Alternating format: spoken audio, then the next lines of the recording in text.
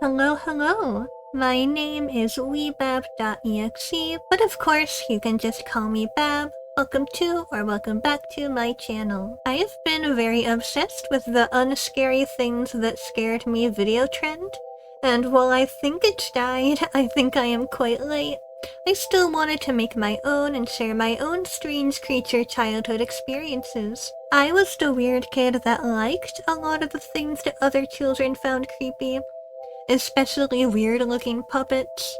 And a lot of the time, if I found something scary, I would just become really obsessed with it, and eventually over time become less afraid of it just because of how morbidly fascinated I was. But still, there were many things that simply did not sit right with small me, because I also had a very overactive imagination that convinced me that many extremely implausible things were definitely real and possible. I also had a lot of weird abstract nightmares as a kid, so just bear with me on a few of these. Let's start with one of my earliest remembered fears. Sesame Street was one of my favorite shows of all time, of course, and I still to this day absolutely adore Elmo. Elmo's World was one of the highlights of TV when I was a child. I loved everything about it, except for one specific part of one specific episode that chilled me to the bone, that I refused to rewatch ever because it was just far too terrifying for my small toddler brain to handle. The second I realized that it was the episode titled Singing, I was out of the room, because, oh dear God, no, not them, not the Pig Barbershop Quartet. I don't think it was the pigs themselves. I think it was the way their voices sounded when they harmonized, I swear to God. Also the way they just keep singing until they're literally dragged off screen by a hook. I don't know, man. Another thing from Sesame Street that freaked me out were these guys. I did not like the way they spoke. I did not like the size of their mouths.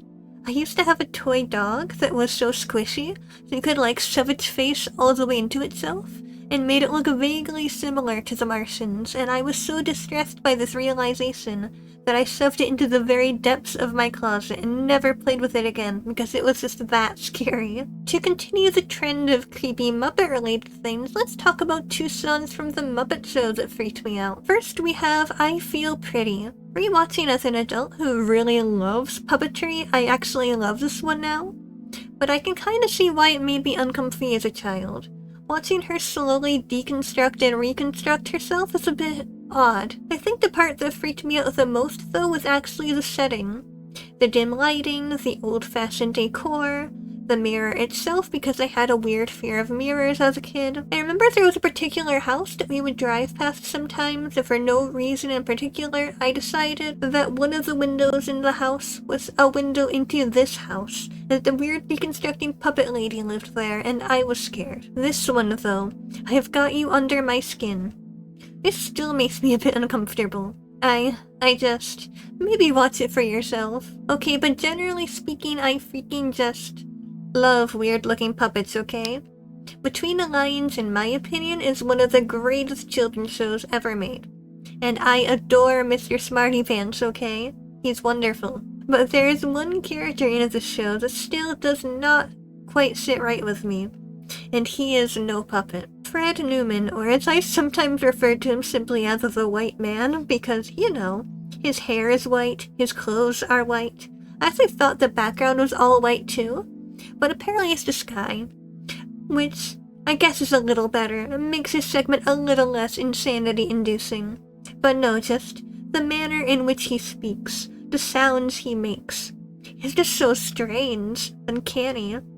Obviously he's a real person, but is he? My dad would often introduce my siblings and I to his childhood favorite shows and movies.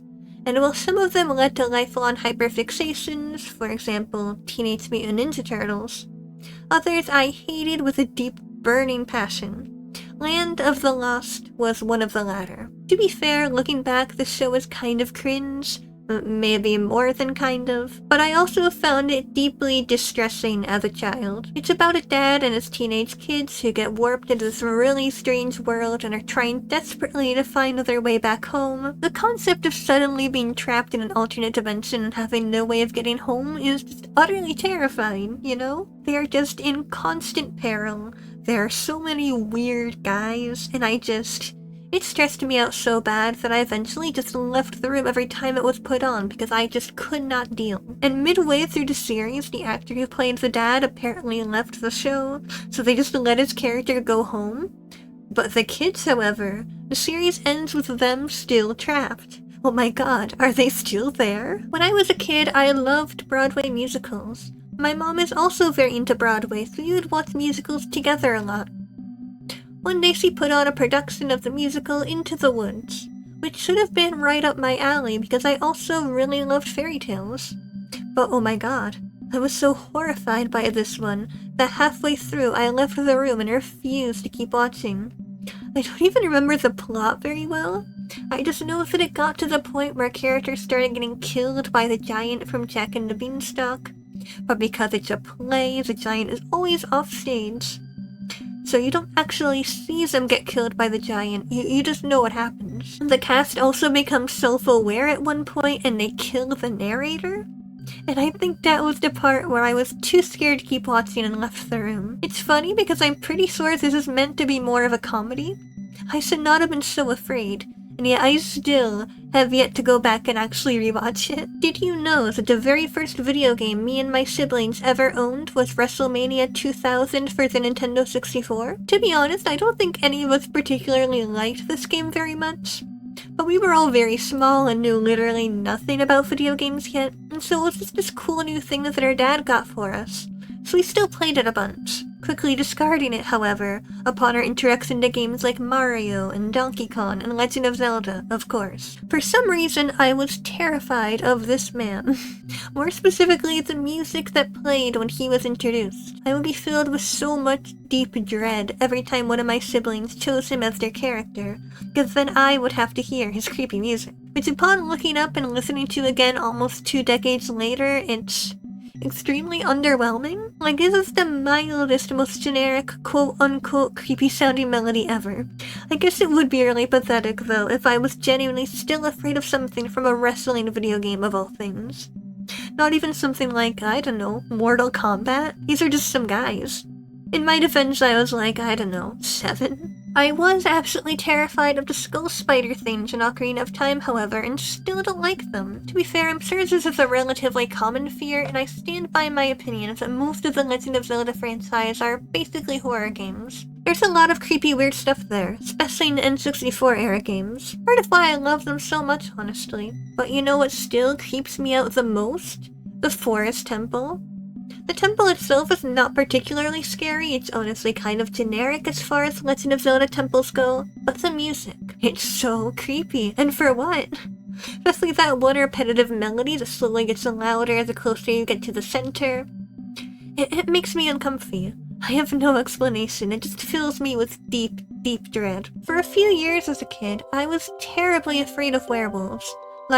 Was legitimately concerned that anytime I was outside at night, a werewolf might come out of the shadows and attack me. So you might be wondering, which werewolf movie did I watch that freaked me out enough to develop this fear? Alvin and the Chipmunks Meet the Wolfman. Yeah, I mean in retrospect, I think I understand a little bit. Theodore was my favorite chipmunk, and seeing my favorite little guy get attacked by a werewolf and then watching him go through his own werewolf transformation over the course of the film when I was like 8 years old. It was a lot. I also think there was a scene where Simon and Alvin were looking at Theodore's blood under a microscope, and seeing blood in any capacity in a children's movie was very distressing. But this was also an Alvin and the Chipmunks movie. And it scared me so bad that I couldn't enjoy the taste of Cookie Crisp cereal anymore, because I ate it while watching it once, and then the flavor forever became associated with this extremely terrifying movie, obviously. I also remember reading this one book as a kid that was all about supernatural creatures and horror-related things, and finding a poem that the book claimed would turn you into a werewolf if you read it out loud during a full moon or something like that. And I fully believed this claim and was horrified that this book would just provide such dangerous knowledge to children. Oh my god. Another movie that shouldn't have freaked me out and yet unfortunately did was Underdog. For this, I do think it was the mad scientist villain, and the fact that Underdog gets his powers from an injection, I thought it was creepy. I was similarly afraid of other superhero films like Captain America and The Incredible Hulk. I think this might be a trend because honestly, any kind of body horror adjacent transformation really did make me uncomfortable as a kid. So our dad introduced us to the Teenage Mutant Ninja Turtles, right? And genuinely, do not misunderstand. This is one of my favorite media franchises of all time. And no, I'm not going to be talking about mutagen turning tiny turtles into humanoid teenagers. No, hear me out. One of the very first TMNT DVDs we owned was of the first 8 or so episodes of the original 80s cartoon, and I loved it, okay? But what I did not love was the fact that this DVD apparently also included, like, 3 bonus episodes from a much later season of the show. And those episodes, for some reason, were from the Leonardo hypermutation arc, in which, for reasons I had zero context for as a very young child, Leonardo kept transforming into this horrible monster thing, and the characters were frantically trying to contain him and figure out how to turn him back. The whiplash of haha funny turtles who like eating pizza to this was too much. What were they thinking? And these episodes would just autoplay after the main episodes ended too. Horrible. In my personal opinion though, the worst children's show ever made was Grossology. It aired on Discovery Kids along shows I did really enjoy, such as Tuttenstein, Growing Up Creepy, and the Time Warp Trio. I remember being super strategic about when I turned the channel on and off every Saturday morning, so I could avoid the show like the plague, because it is genuinely awful. Like, I get that being gross was the point of the show, but that just made me dislike it more. I cannot emphasize enough how just bizarrely disgusting this show was. But for those who have never seen or even heard of it, let me just introduce you to the episode titled School's Grossed Out for Summer, in which the villain of the day is none other than Dr. Cornelius Colon, whose evil plan is to consume the world within a gigantic colon. Do I have to say more? I don't even want to think about it anymore. In fact, one thing I really hate about a lot of cartoons is their weird obsession with the shrinking down and going inside of the human body trope. Why does every 2000s era cartoon have this episode? Younger me would like to have a word with whoever was in charge of this. I will give Magic School Bus a pass on this one because, like, science, educational, whatever. But why do we have to do it on Wizards of Waverly Place? Who asked for this? Also, the amount of times children's media depict getting swallowed by a whale? Why was this a trope?